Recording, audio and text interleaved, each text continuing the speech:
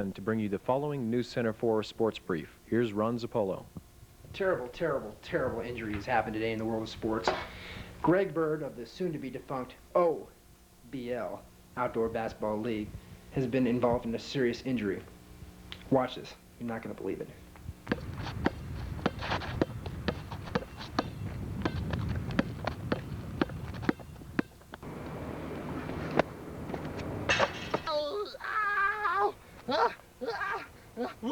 Ouch!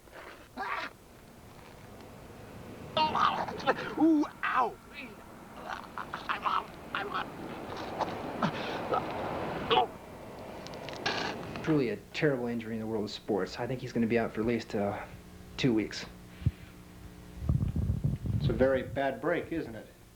Well, no, Bob. It wasn't a break. It came off at the wrists.